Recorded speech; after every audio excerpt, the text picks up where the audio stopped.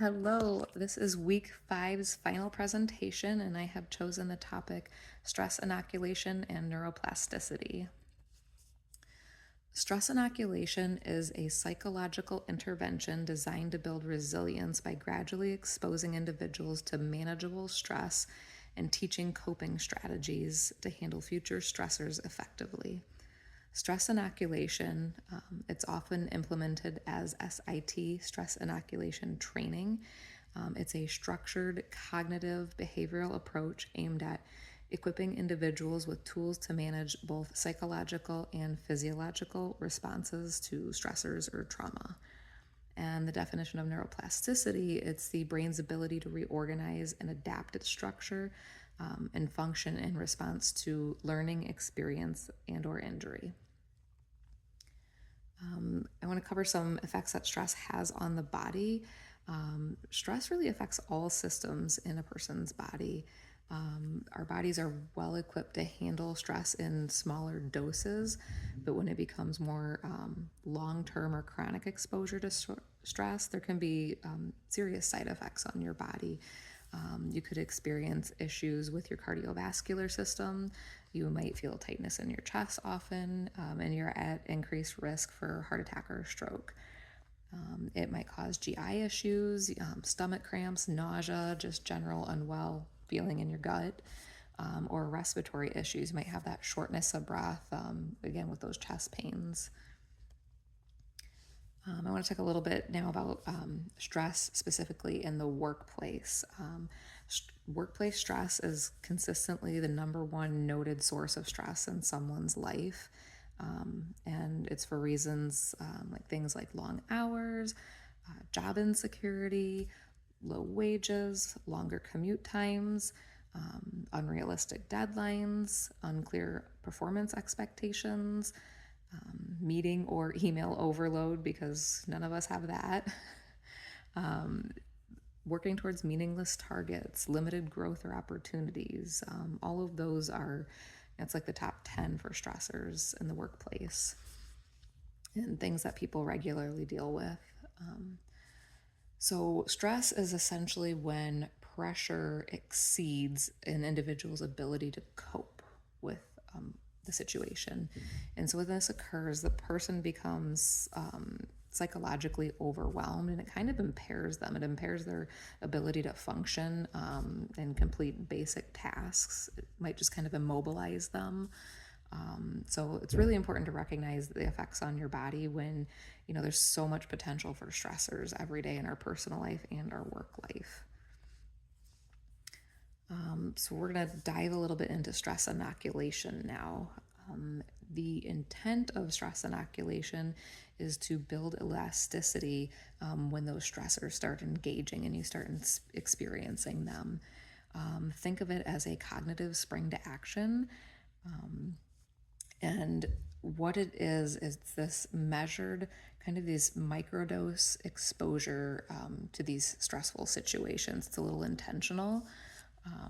And what it does is it allows your mind to build up levels of immunity and tolerance. It kind of creates like a desensitization over time to some of the things that would normally stress you.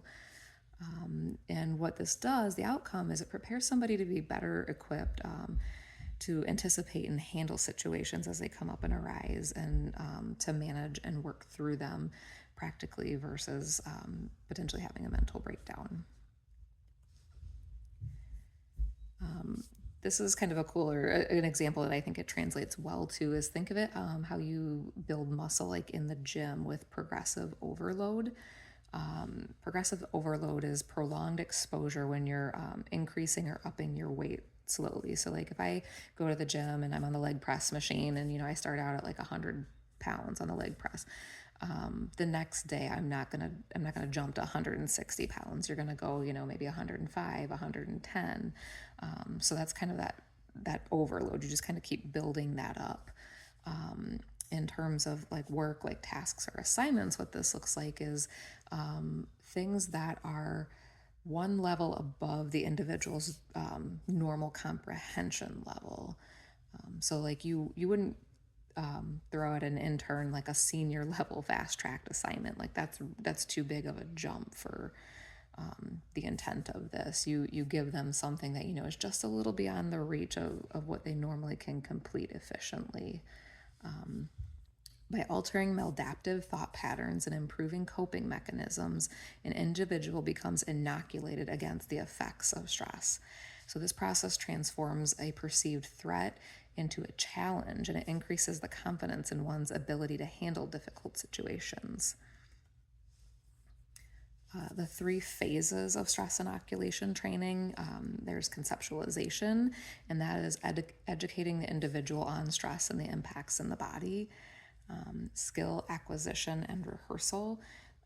It's learning and mastering some of those coping techniques, and then you're practicing them in a controlled environment or situation, simulation. And the last phase is the application and follow through.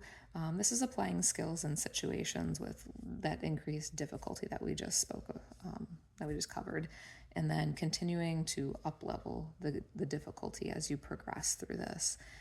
And I think it's really important at the end to do reflection and feedback, to kind of take that pause, talk about how it went, what went well, what went wrong, before you just jump into the next up-leveled task.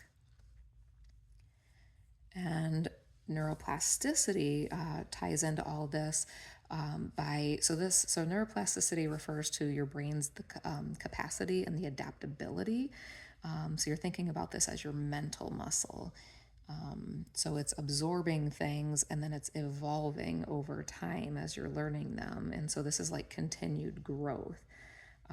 So your brain will actually physically alter and rewire as you're going through this process, to allow us to adapt continually to new things.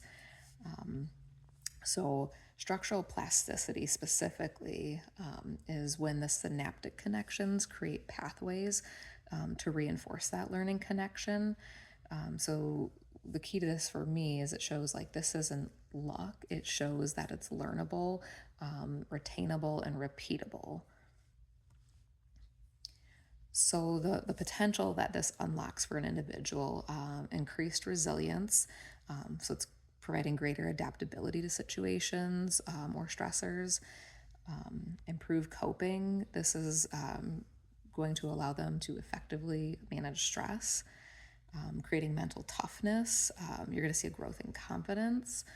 And then stress management. People are going to be able to navigate more challenges with more ease.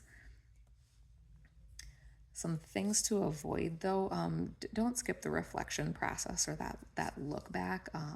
What it can cause over time is frustration and burnout. So if you're just continually like up leveling the tasks and trying to give them something kind of beyond their level, and you don't pause and talk about it, or possibly validate why some of those things kind of went wrong, or maybe why they went right, give them a high five and a kudos, but we don't want to cause frustration, and don't criticize. This is really meant to be a way to intentionally facilitate growth for an individual.